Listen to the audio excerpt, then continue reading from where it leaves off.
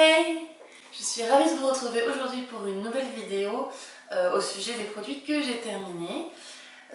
Donc on y va, c'est parti!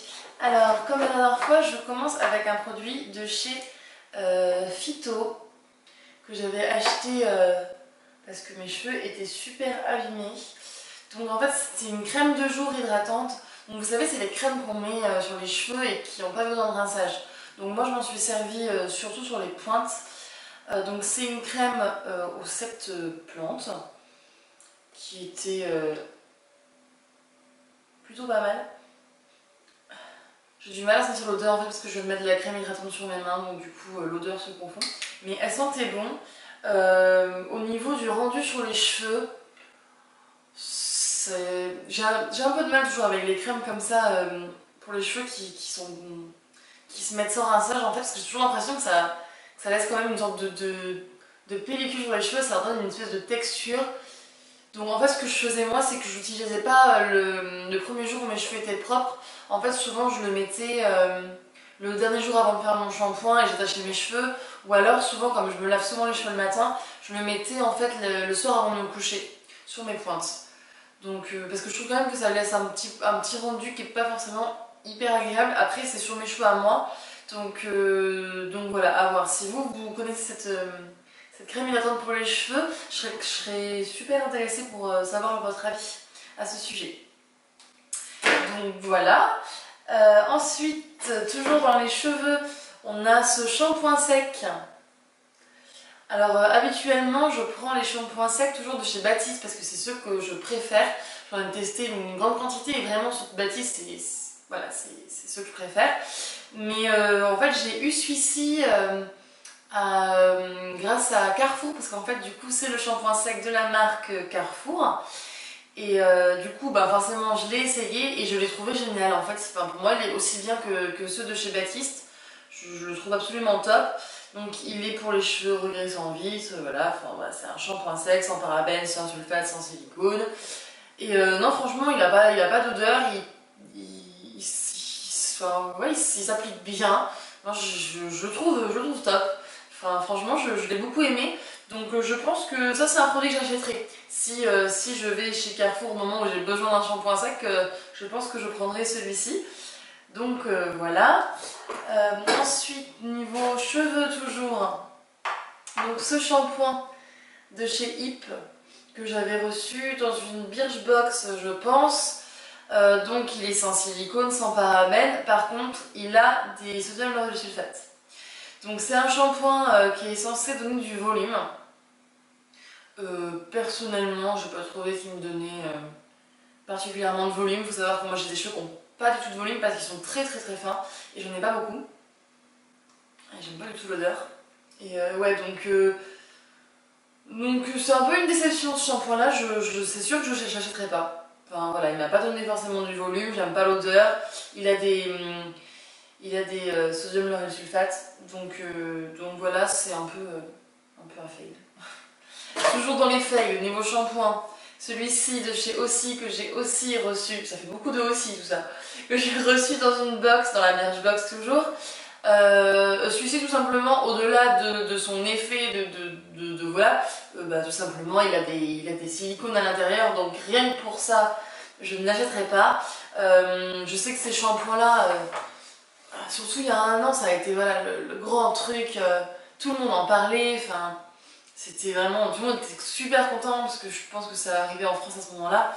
Donc ouais, j'avais envie de le tester, mais voilà, je savais qu'il y avait des silicones. Comme je l'ai reçu, je l'ai quand même testé. Les gens sont fans de l'odeur, moi personnellement je déteste, c'est hyper sucré en fait. Donc si vous aimez les odeurs très fortes, tout ce qui peut être, oui voilà, odeur très sucrée, les gels douche au bonbon, ce genre de choses. Moi, c'est des choses que je n'aime pas du tout. Mais si vous aimez ce genre d'odeur, alors vous aimerez l'odeur de ce shampoing, je pense.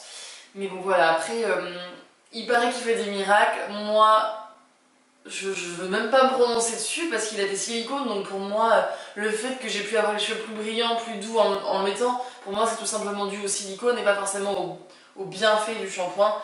Donc voilà, c'est tout simplement parce qu'il a des silicones, je peux pas adhérer quoi. Ensuite pour cheveux, c'est à peu près tout. On a quand même cette huile qui est une huile de coco, donc du coup qui est pour cheveux et pour le corps. Enfin moi je l'utilise pour les deux.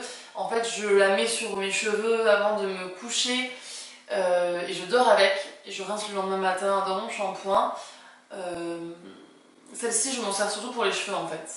Pour la peau, pour la peau j'utilise une autre huile bio. Et pour les cheveux, du coup, j'utilisais celle-ci que j'avais trouvée chez Saga pour 3 € je crois, donc vraiment pas cher. Et ça, c'est quelque chose que je vais racheter parce que j'en consomme des quantités astronomiques. Ensuite, pour le corps, on passe à cette crème de chez Sanoflore que j'adore et l'odeur est juste divine. Je suis complètement fan de cette crème. Donc c'est la crème Sanoflore au miel nourricier.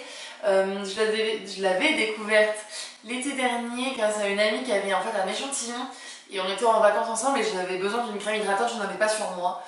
Et du coup elle m'a prêté cet échantillon là et j'ai adoré l'odeur et j'ai adoré la texture parce que je suis extrêmement compliquée quand il s'agit de crème hydratante. Je déteste les crèmes qui laissent un espèce d'effet collant sur la peau qui pénètre mal. Enfin, je suis assez compliquée et celle-ci est vraiment géniale. En plus elle est certifiée bio.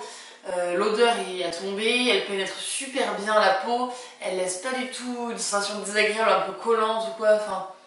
Non, elle est vraiment géniale, elle nourrit bien, je pense que c'est une crème que je vais racheter, elle est sans parabènes en plus, et je sais pas, peut-être que je vais en tester une autre, mais je sais que parce que j'aime vraiment bien celle-là. Et du coup, vous pouvez la trouver en parapharmacie. Elle est quand même assez chère, je crois. J'avais dû la payer pas loin de 20 €. Hein. 17-18 €. Et le pot m'a fait peut-être pas 1 an, mais le pot m'a bien fait 8 mois, je pense. Donc bon, ça vaut quand même le coup.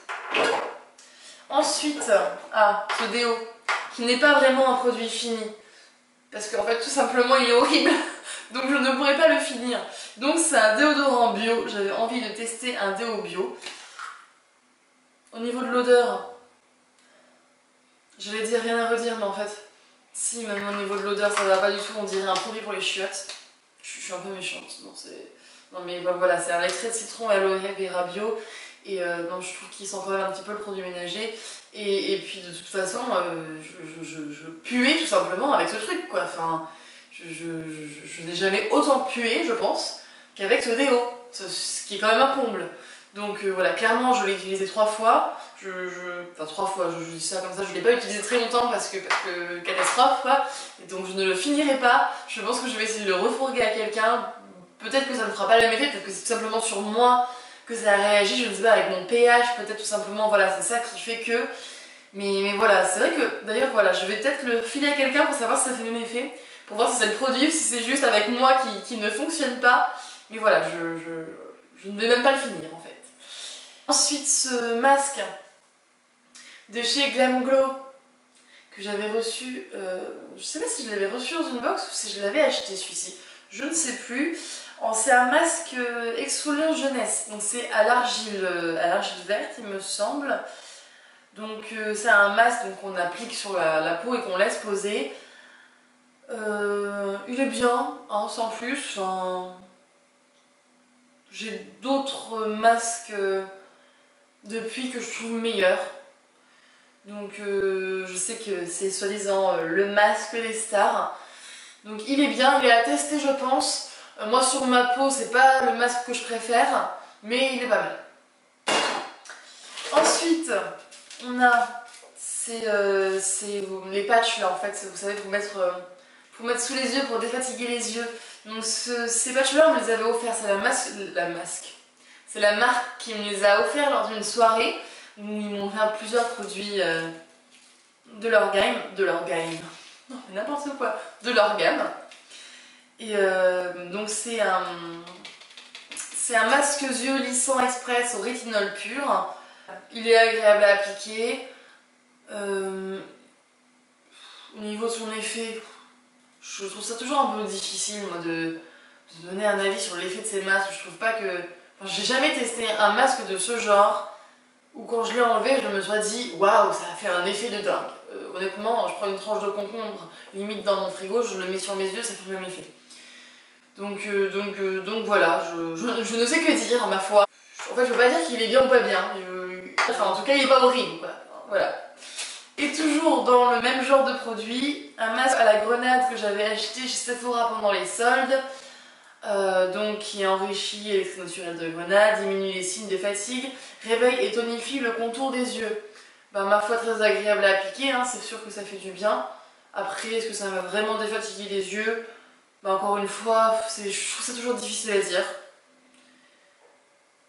En tout cas, il n'a pas empiré la situation, ça c'est sûr, et il m'a fait du bien.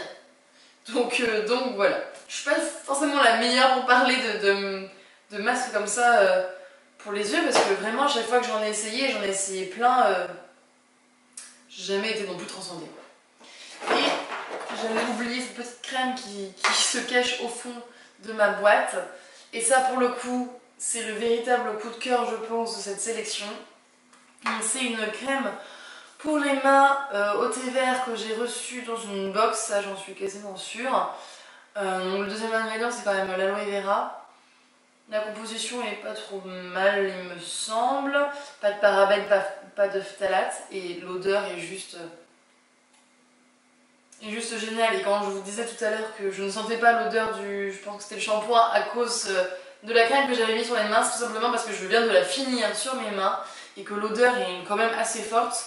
Mais c'est vraiment une odeur hyper... ça reste naturel, quoi. C'est un peu de genre d'agrumes. Et non, franchement, je trouve qu'elle sent divinement bon. Et elle nourrit vachement bien les mains. Le packaging est trop mignon. Enfin, elle est toute petite, donc elle se glisse bien dans un sac.